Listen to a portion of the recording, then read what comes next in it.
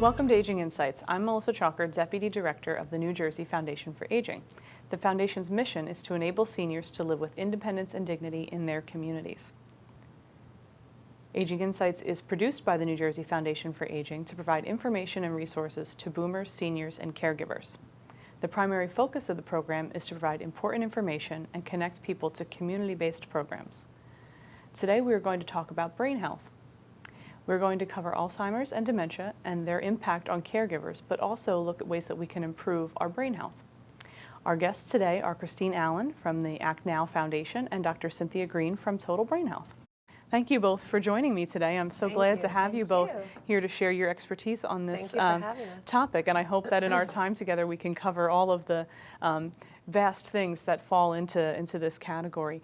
So Kristine, I did want to start with you, and before we get into all of the ins and outs of defining these things for our audience, I thought maybe you could first tell us what the Act Now Foundation is and how it came about.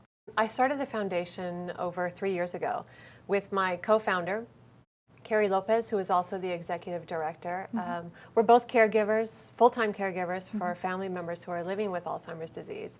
And after years of self-education and experience in living with the disease, we decided to sell our business that we had for 20 years and create Act Now Foundation because we really wanted to help families and caregivers get the support services that they needed to go through the progression of Alzheimer's. Sure. And before we get into just how you do that, I'd like it if you could, just for the audience at home and coming from a caregiver, describe to people what we mean when we say Alzheimer's, because I'm sure most people know the gist of it, and I don't want to get into technical definitions, but coming from a caregiver, you can kind of explain and describe for people what exactly we're talking about. Well, if you ask any healthy senior what they fear most of them will probably reply with Alzheimer's or dementia. And that's because you don't only lose your mind, you lose your body. Alzheimer's is just basically a disease of the brain. It affects not only your memory and your thinking and your behavior and your personality, but also your functionality, which most people don't know. Right.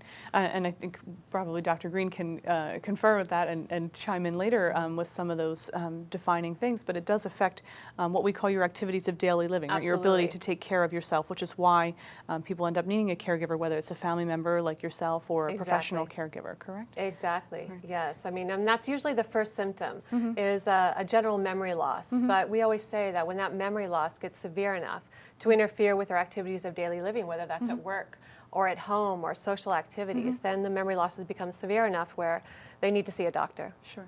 And so what type of things is Act Now doing to help those individuals and their caregivers? Well, we're really excited to announce that we just opened the first Alzheimer's Resource Center in all of northern New Jersey. That's amazing. Thank you, in Jersey City in November of this year. We finally, really needed a home, a place where people could go to get the answers they need to fight Alzheimer's disease, to get the support groups that we offer, educational workshops and seminars. To teach them how to better cope and deal with the crisis of Alzheimer's disease, and a list of resources to help them get through the disease. And we also do free memory screenings to help get them early diagnosed. Terrific. That's really wonderful. And so, as you mentioned, the Resource Center is in Jersey City, is that correct? In Hudson County. In Hudson County. But your services, as far as what the foundation does, are not just limited to Hudson County, correct? They're not. I mean, we really believe in a community outreach program, and we have a huge grassroots campaign where we go out into the community at senior centers, at health fairs, corporations, schools, churches, all throughout New Jersey, including Essex, Passaic, and several different other counties, to raise awareness and educate the community about Alzheimer's. Great. It's just such a wonderful thing to see that come from someone who has personal experience as a caregiver, that you understand what these people are going through and to be able to provide that service based on what you probably saw that you needed as a caregiver. It's an unfortunate thing. I mean, we couldn't find the answers to the questions that we needed to help guide us through the progression of the disease. It's quite devastating, and it is a progressive disease. And when we couldn't find the answers that we needed to get help, I mean, that's why we started the foundation. Hopefully, families won't have to go through what we did in the beginning stages. Right. So what are some of your recommendations for caregivers when you talk with them and things that you like to point out to them or offer as a resource? Yeah, I mean, the role of the caregiver is the hardest thing anyone will ever do. It's also the bravest thing, and I think it can be the most rewarding thing. But the first thing that we tell our caregivers is that they need to realize that their loved ones no longer live in our world. So we have to adapt and learn how to better live in theirs. And what the first step you should do is get more educated about Alzheimer's disease. You know, be more realistic about the disease and the effects of the disease, and be more realistic about what you can do. And reach out for help, number one. And one of the goals of your foundation is public awareness, and I'm sure that that fits into that as well, as you mentioned all the different speaking engagements that you might do. And is that the exactly? The way That's that you... part of what we do, is the community outreach. But we also advocate for public policy change. Okay. Right now, we're really excited because we happen to have 2 bills on the governor's desk, Okay. Waiting for his signature. It's an awareness campaign. The first bill is to mandate that Alzheimer's disease be listed as a secondary cause of death on the death certificates. Okay. That way we get an accurate count of our loved ones who are dying of the disease. Right, because most people might not know that when someone passes away having had Alzheimer's, that's not usually the cause of their death. Exactly. They'll usually put pneumonia is one of the biggest causes of disease when you have Alzheimer's. But this way we can have an accurate count of those who are dying with the disease. And as we know, numbers matter. Yeah. So the more numbers, the more accurate numbers that we have, the more research, the more funding we can get for research for the disease. Yeah. And then the other bill was about increasing the training of our home health care aides. Okay. I mean, we're entrusting these home health care aides to take care of our loved ones for many hours a day. And they're just inadequately trained to cope with the aggression and physical attributes of someone who's with Alzheimer's disease. So that's a great point. And you know, many people talk about the increase in the number of people over 65 that's going to happen in our country and here in New Jersey specifically. It's incredible. And you know, that's only going to increase the number of people that are suffering with some form of dementia. Exactly. And so that would mean that you know, caregivers, professional and otherwise, need to be trained more to handle those very specific. And we try to do that at the center. We offer, you know, all of our programs are free of charge. We do everything in Spanish and in English. Wow. And we offer, you know, seminars and public workshops at the center to train and educate caregivers to become better at what they do and more comfortable. And the more they understand the disease, the better caregiver they can be. Sure, and that's a great point, you know, because I did want to talk to you about tips for caregivers, and we touched on it a little bit, but I think that's a really key point, is that educating yourself is a really important part of it, because how can you do the care if you don't understand the disease? So is that something that's offered at the Resource Center? And Absolutely. I mean, that's, you know, when we have individuals that come in for a support group, we recommend that they take one of our educational courses, not only to learn about the disease, but to learn skills to be a better caregiver. Because the more confident they are, the better caregiver they will be. But it's also important for caregivers to remember that they have to take care of themselves. And they always neglect themselves, and that is, you know, taking care of themselves, giving themselves a break, and realizing that what they signed up for is an extremely tough job and very stressful, and they need to take care of themselves because they're the full-time caregiver for that person, and that person relies on them. So we try to teach them ways in order to relieve their stress, to remember to think positive, and sometimes find the humor in things. A smile and a laugh can go a long way. Yeah, it can make a big difference, and it really has an impact for some people in particular if that is something that works for them. So teaching that there are different tips, because there's not a one-size-fits-all for this. Not at all. I mean, just as the disease is different for every patient who has Alzheimer's or dementia, it is the same for the caregiver. Every road is completely different, and that's why we also recommend they join a support group, because talking about it and talking to other people who are going through exactly the same thing that they are can help greatly. Absolutely. Yeah. Absolutely. Well, I think you've shared some really great information so far with us, and I really appreciate the time and the commitment that you've given to this cause. It's really evident that it's important to you. So it is very much. It's definitely a passion project of ours. So thank you for allowing me to speak about it. And I know that you mentioned that your services are not limited to Hudson County, so is there a plan to make the Resource Center expand in some ways? Yes, there is. I mean, we just opened the first one in November. Give me some time and funding needed. But yeah, our goal is to open several throughout the entire state, and eventually move into the tri-state area. You know, it's a place where people can go. It's a less formal environment where people can get answers and get the help that they need to fight the disease. And the more locations we have, the more people we can help. Exactly. Yeah. Great. Well, that's terrific. And I want to shift now to talk a little bit more about the disease itself. And one of the things that we were talking about prior, Dr. Green, is defining Alzheimer's itself and the different types of dementia.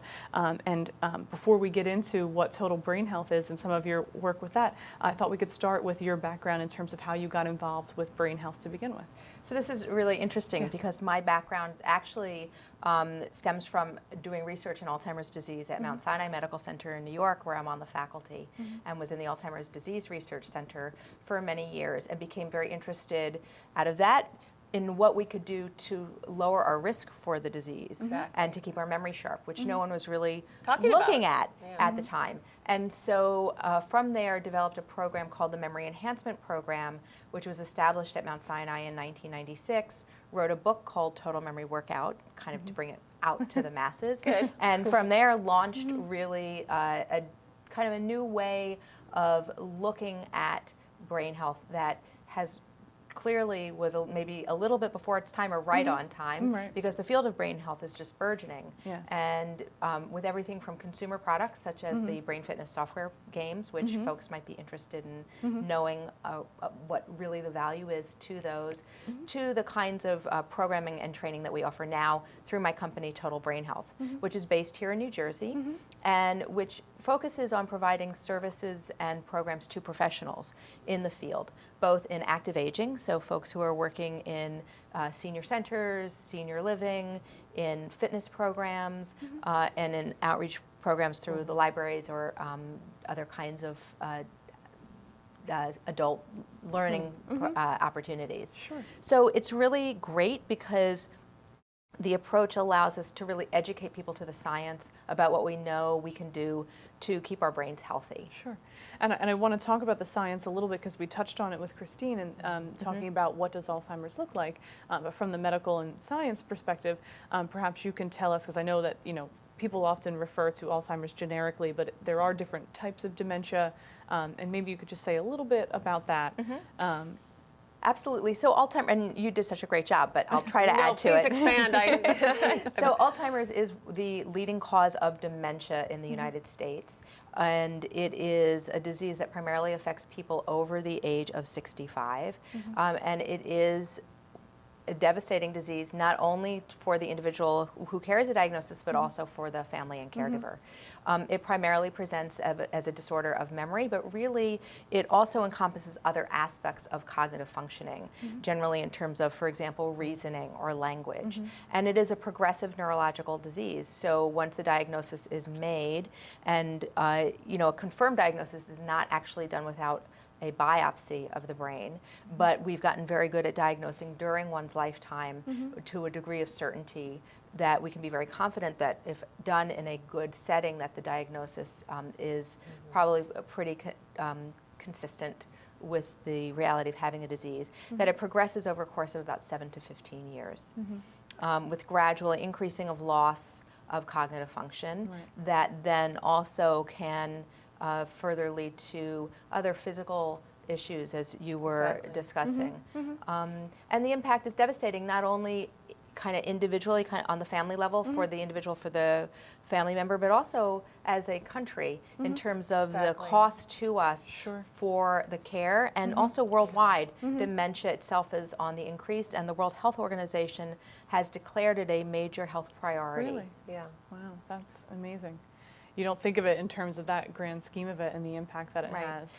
And in some countries, such as some of the European countries, such as Sweden, the percentage of the gross national product that is designated towards caregiving and towards the overall economic burden of diseases such as Alzheimer's is really tremendous. Wow. That's fabulous. So, yeah. That is really interesting to learn about. I didn't expect to think about it in such a global way, because we often think so individual about the disease and how it impacts the individuals affected and their families, and when we think about caregivers. So I wanted to talk a little bit more, since you brought it up, it's kind of stemmed from your research, and that, but the total brain health product itself and the idea of brain exercises. So can you talk a little bit about what those exercises might be and how they really affect our brain health? So around the mid-'80s, there was also a lot of interest in what we could do to keep sharp. And really the interest in the field primarily focused on maintaining intellectual skills that change with aging, rather than on this concept of brain health. So, but what happened was, over time, there became tremendous interest, really driven by the baby boom population, in what we can do to stay healthy and to maintain our cognitive functioning and reduce our risk for dementia. And when we look at the literature, there's actually a lot that we can do in terms of the way we lead our lives, the kinds of habits that we form, the kinds of activities we participate in, that are by no means a guarantee that we will not develop a memory impairment, but that may potentially lower our risk for an impairment. So when we think about brain health and exercises for brain health, we should kind of put it in the same box as our overall health and taking care of yourself and the way that you live your life, right? Right. And when you look at the literature on brain health, there's really two outcome variables I would suggest to you.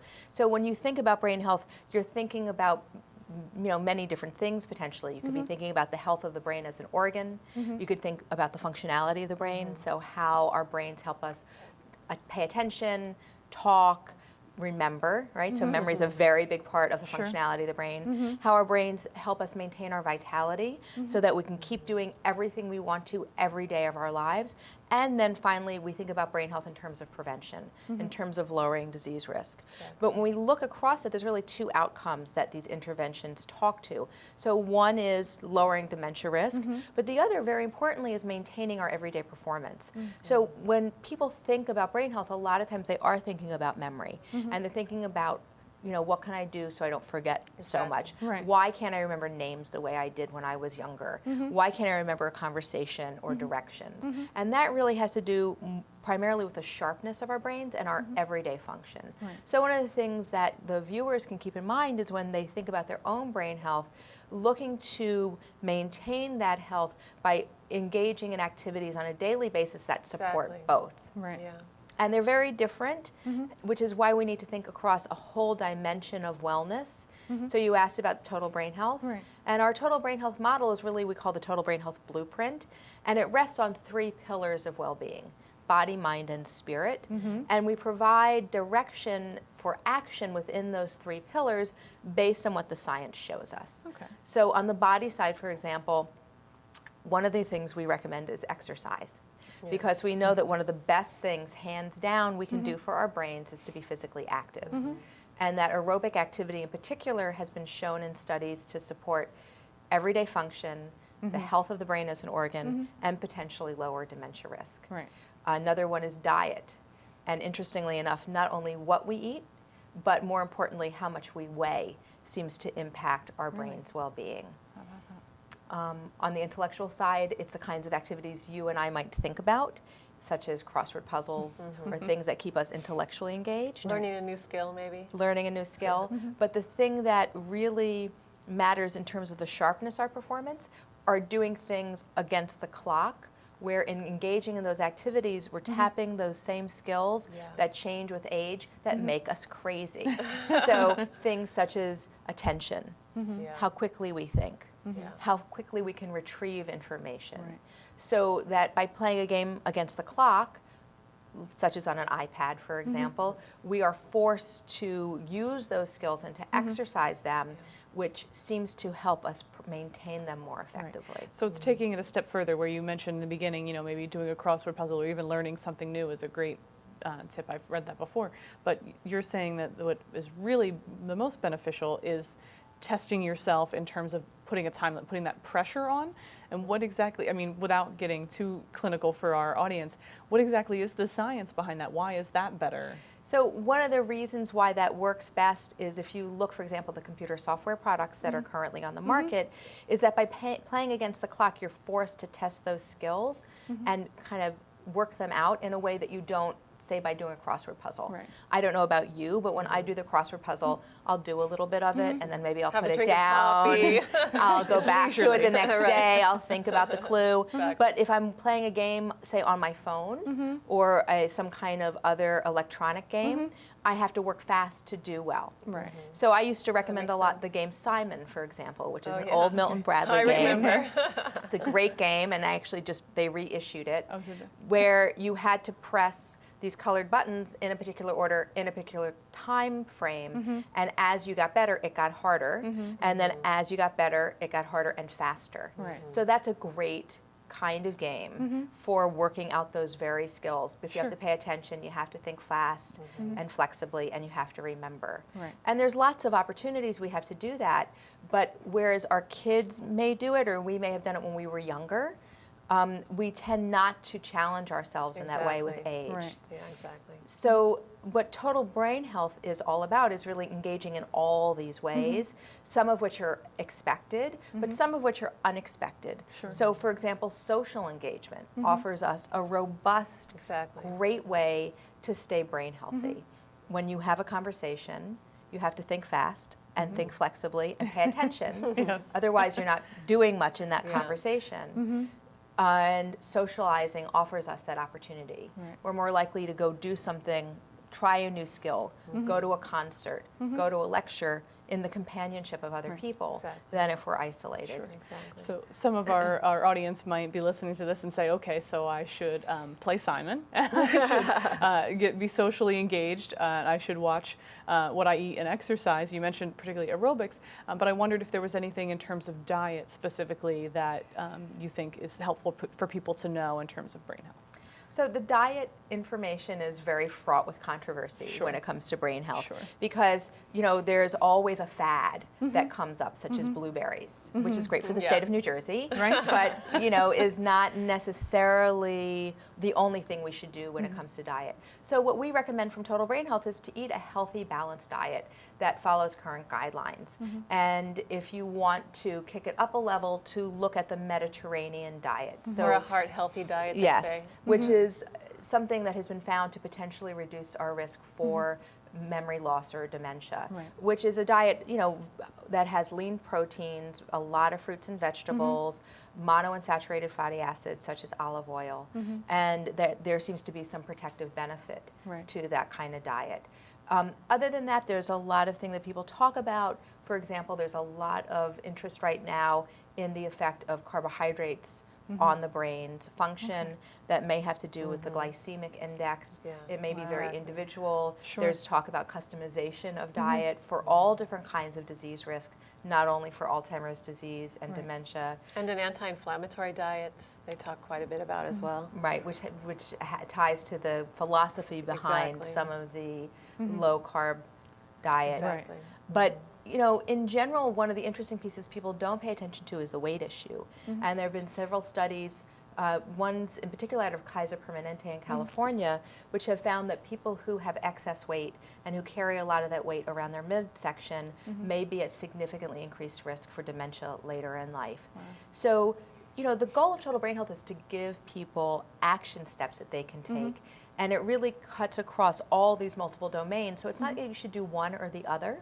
So one of the things to know is it's not, if you do the crossword puzzle every day, that's great, but it's not enough. You Yeah. really need to engage in activities across all these Exactly. dimensions of wellness in order to lower your risk for dementia and to stay sharp day to day. Sure. And so all of the work that we do from Total Brain Health is based on that blueprint. Sure. And so you asked about the products that we have.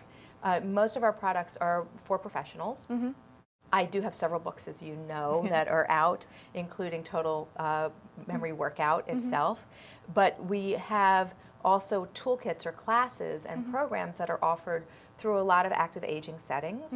So they're found in a lot of senior living communities, in YMCAs or libraries, and other kind of resource sites, like a lot of the community-based programs out of the hospitals, where these are classes that we offer based on the Total Brain Health blueprint that teach people how to remember, how to engage in these activities. I would love to invite you to come down to the center to teach one of these. That would be really One fun. of our educational That would be. workshops would be great. That would be So lovely. one of the programs we have is a brain health fair that people around the state might be familiar with, because it's been run many places from Princeton all the way to Right. Pompton Plains, where it's a one event that's a very scalable event where people can come and get a taste at these different stations of engaging in brain health activities. So everything from aromatherapy to juggling, to writing poetry. Sure. So, but learning why these all matter to brain health. Exactly. Sure. Yeah. So you provide these materials to individuals, and you also provide some training to these professionals to use the materials? Is that the way Yes. it works? Yeah. So professionals can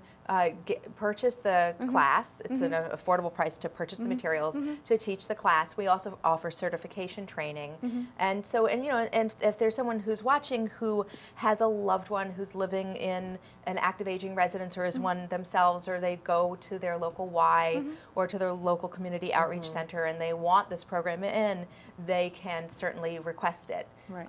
So that leads me, I was going to ask you what the role of a caregiver might be in some of these exercises or in participating in a program with someone with the disease. Right. So most of the total brain health programs that are currently available are really facing someone who is well, so not someone who has a Right. diagnosis of Alzheimer's disease. So that's an important distinction, although they can certainly be used with people who have some mild or early stage challenge. I do have a program that I developed with Joan Beloff of Chilton Hospital in Pompton Plains called Through the Seasons, which is a cognitive simulation program for people with memory impairment. It is something a caregiver can use to help foster conversation and communication with suggestions for different kinds of other ways of communicating. Because one of the things, as I'm sure you know, is we tend to rely a lot on verbal communication, Yeah. which is one of the earliest challenges for someone who has memory loss. Exactly. And you know, one of the things that is very important to us as a company, and when we work with folks in memory care or who have some memory challenge or caregivers, is that it's very important to be respectful of the fact that the individual is still there and present, and they still have their likes and dislikes and their opportunities to engage and to participate and to be part of a family or part of a Their community. desire to be respected. Yeah. And so there are many alternative ways we can communicate that are not verbal. So Through the Seasons embeds a lot of that within the activities, and that's currently available as a book. Terrific. Well, I think that you've both shared a really plethora of information for our audience on this topic, and I'm sure we could continue to go on and on about it, but I did want to make sure that we mention, Kristine, how people can find the Resource Center and Act Now. Yes. Well, the center itself is located in Jersey City. It's at 586 Newark Avenue. Right across the street from the courthouse in Jersey City. And we also have our website at www.actnowfoundation.org. And we want people to reach out to us, and even if they have a simple question about how to handle a certain situation, either come to the center in Jersey City or call us on the phone or check out our website for more information. Terrific.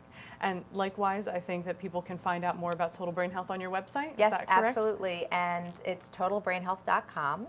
We also have a newsletter that goes out quarterly to the general public, so folks can sign up for our newsletter. It always has a great article on a brain-worthy topic, as well as different information on new resources or things in the news. For professionals, we have a monthly newsletter that goes out that has an article as well as other professional resources. And if folks are interested in the toolkits, that can be found at tbhtoolkits.com. That's terrific. Great. Thank you both so much. I really Thank think you. that this Thank was you. very helpful for folks, so thank you. Thank you for sharing your time with us today. Aging Insights is produced by the New Jersey Foundation for Aging and made possible by donations to the foundation. To become a sponsor for Aging Insights programs, please go to our website at www.njfoundationforaging.org or call us in the office at 609-421-0206. All of the previous shows may be viewed on our website. We want to remind you to find out about senior services in your area. Please contact your county office on aging. Their phone numbers are on our website, or you can call the state hotline at 1-877-222-3737. Thank you for watching this episode of Aging Insights, and remember, aging is everyone's business.